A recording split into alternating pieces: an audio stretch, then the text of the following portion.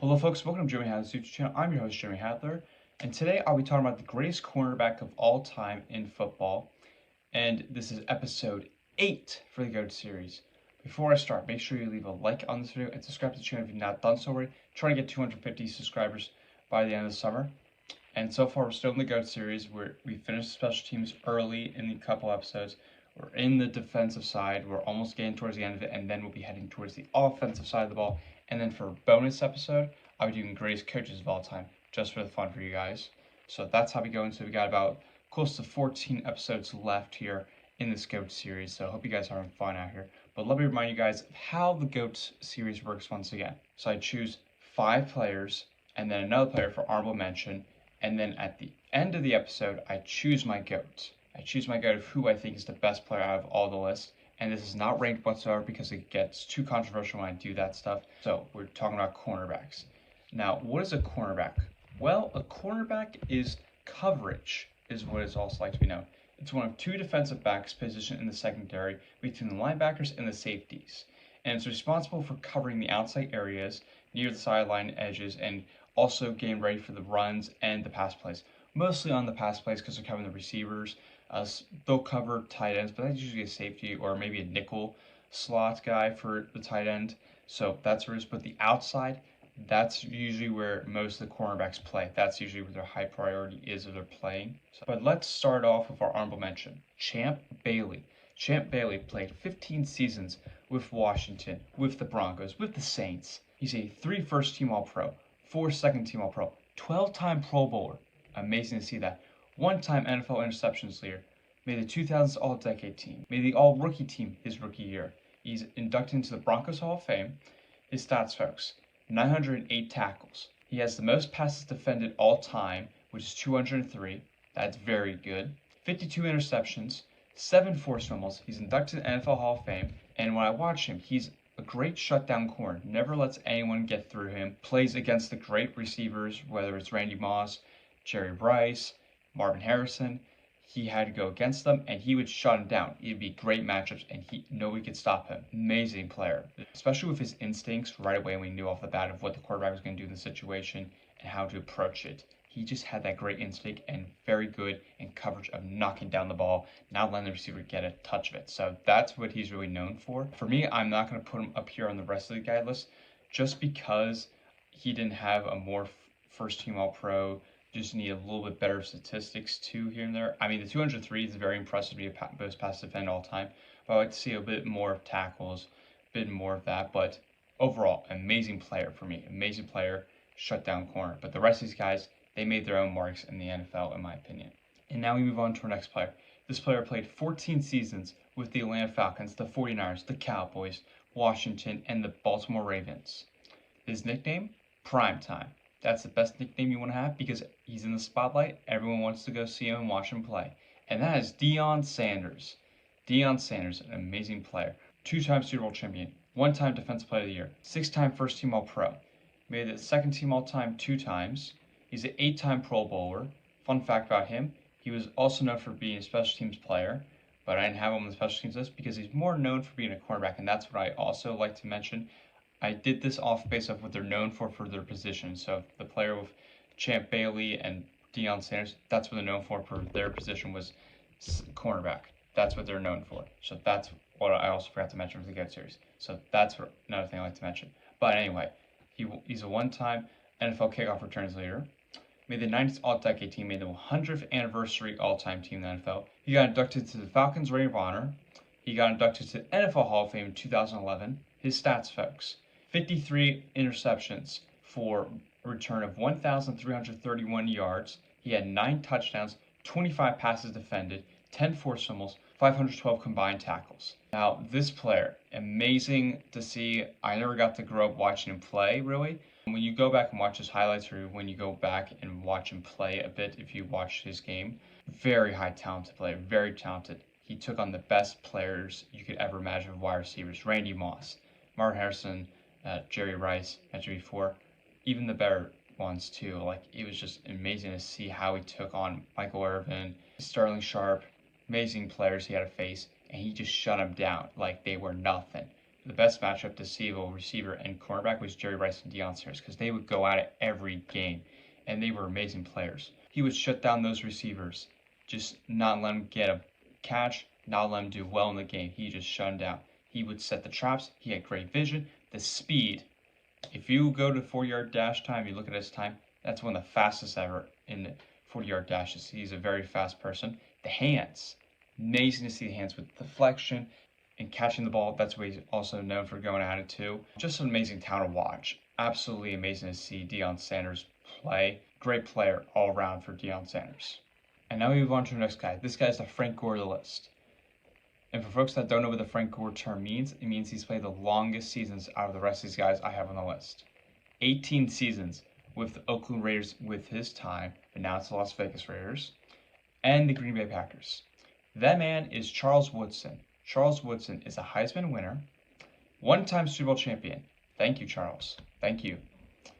NFL Defensive Rookie of the Year he won, and Defensive Player of the Year he won, 4 first-team All-Pro, 4 second-team All-Pro, 9-time Pro Bowler.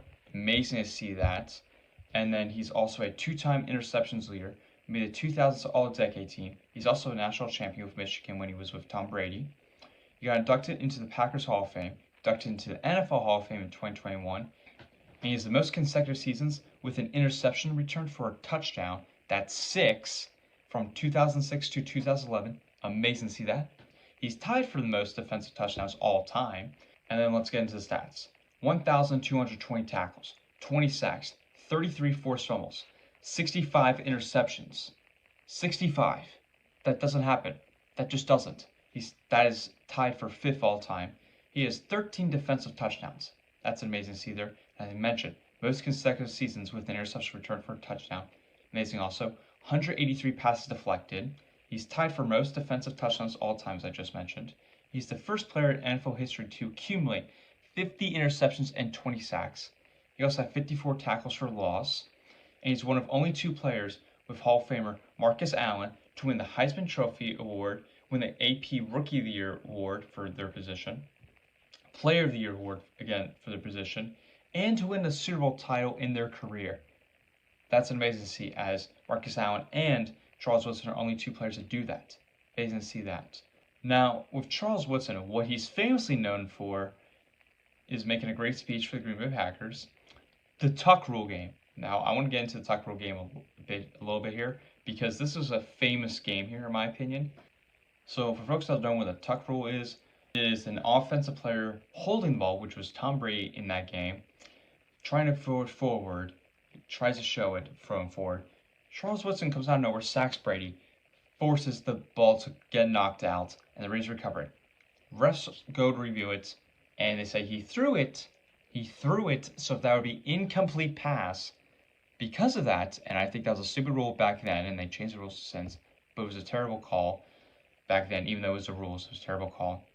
That forced the Raiders to lose the game, and to lose the momentum in that game, and the Patriots went on to win that playoff game.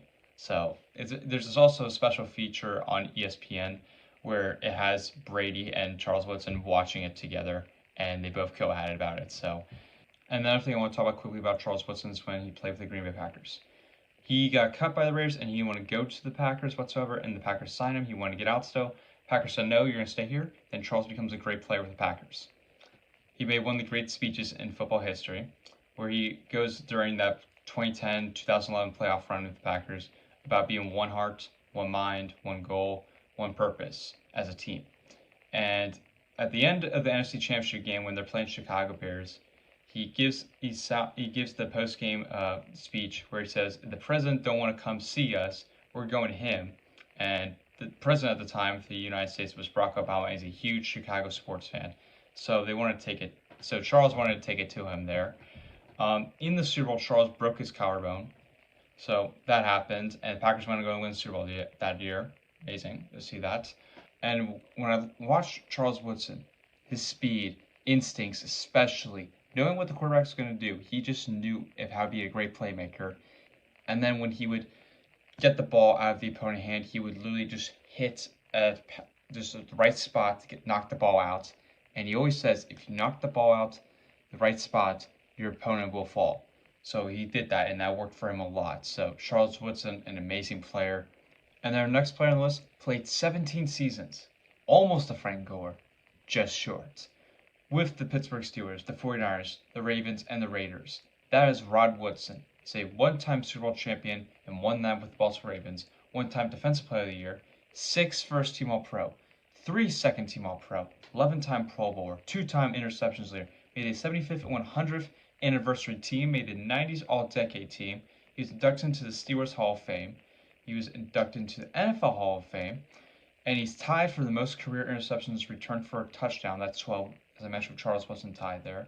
His stats, folks: 1,049 tackles, 71 interceptions, that's the third most all time, 17 touchdowns, 24 fumbles, 13.5 sacks, 32 fumble recoveries. Amazing player once again. Another great coverage with him. When you watch him just making those play skills, again, Charles Woodson, Rod Woodson, not related whatsoever, but they're very similar alike. They're very similar of how they played and their playing style, which is amazing to see. So, amazing player. So I have to put Rod Woodson up here on this list. And then we get to the next player on the list. This guy played 14 seasons with the Steelers, one franchise. Amazing to see there. That is Mel Blount, 4-time Super Bowl champion. You do not see that of a player 4 times of winning the Super Bowl. Very rare to see that for a player. 5-time Pro Bowler, 1-time Defensive Player of the Year, 2-time First Team All-Pro, 4-time Second Team All-Pro. He's a 1-time interceptions leader, made the 80s All-Decade team, made the 75th and 100th anniversary team, made the Steelers Hall of Fame, 57 interceptions, that's tied for 13th all-time, 13 fumble recoveries, and got inducted into the NFL Hall of Fame in 1989. Once again, he would lock down those receivers, especially playing against the greats back in the day. He would just lock them down and not let anything get by him whatsoever. He was a shutdown guy. Out of these guys, he's very known for the pass coverage because they invented the Mel Blount rule because he was so good, the NFL had to put a rule on him, and the Mel Blount rule states it prohibits contact between the defensive backs and the wide receivers at the line of the scrimmage. So he could not touch the receivers at the line of the scrimmage because he was so good, and he wanted to get right up there with man coverage because that's what Mel Blount was very known for. Having great lockdown with pass coverage. That's what he's really known for. So with Mel Blount, I have to put him here on this list. Alright, let's get to our last player on this list here. This guy is nicknamed the Island. Revis Island. And that is Darrelle Revis. Played 11 seasons with the New York Jets, the Bucks, the Patriots, the Chiefs. And he's going to the NFL Hall of Fame this year. That's right, folks. He's going to the NFL Hall of Fame this year. He's a 1-time Super Bowl champion. That was with the New England Patriots. 4 first-team All-Pro, 7-time Pro Bowler, made the 2010 All-Decade team, made the Jets Ring of Honor, and then get into his stats. 139 passes defended, 29 interceptions, 496 tackles. This is what he's really known for, as I mentioned with his nickname, the Island. No one could beat him on his island. You get straight on there. Whether it was the best receivers, he could face Calvin Johnson, Randy Moss. You put any great receiver up there, Darrelle Revis is going to shut him down. Any great. That's why he's called Revis Island. You couldn't beat him one-on-one. That's what he's also especially known for. When you try to go on him, he would beat you still. He just beat you. So with that being said, I have to put Revis here on this list just because he was a shutdown corner. Nobody could get on him. Not nobody whatsoever. With the hands. Had great instinct too. But he just knew of how to just get rid of those great receivers, how to lock them down with Calvin Johnson and Randy Moss, I mentioned, or other receivers, how to beat them, just how to beat them and not let them have a big game. He would be the guy to shut down the best receiver. So with that being said, I have to put Darrelle Revis on this list here. Alright, and now let's get to the GOAT. For me, the GOAT is Deion Sanders because Deion was just prime time. Prime time, it just says his name there. He just be an amazing player, especially when you face Jerry Rice, arguably the greatest receiver of all time. You'll find out. That's a sneak preview. He's on my list, but that's a sneak preview. Arguably one of the best receivers of all time. He would just not let anything get through. He always make more playmaking styles. Despite the stats of what it says, he just make the great plays when need to be, and he help the teams win Super Bowls. Just an amazing player. So Deion, just a fast, electric guy. Fun player to watch. He's now the coach of Colorado. Just an amazing player to watch, and you can't beat prime time in prime time. He just ball out. He would just absolutely ball out. So that being said, Deion Sanders is my GOAT. But folks, that is my list here, as I mentioned before, and my GOAT as I picked here. What are your guys' thoughts? Do you think I was right of my GOAT? Who do you think should be more recognized in my list? Let me know in the chat. And who's your GOAT? Put that in the chat too. And make sure you subscribe to the channel and leave a like on this video. Appreciate it. Next video, well, I'll have to see. It's going to be defense, but it's either going to be a safety, middle linebacker. It's going to be one of those two. It's going to be one of those two. So I'll hopefully have those out for you soon. But that's a wrap for this video. Appreciate everyone tuning in of my GOAT series here. It's been a fun time doing this. So we got a lot more episodes to do.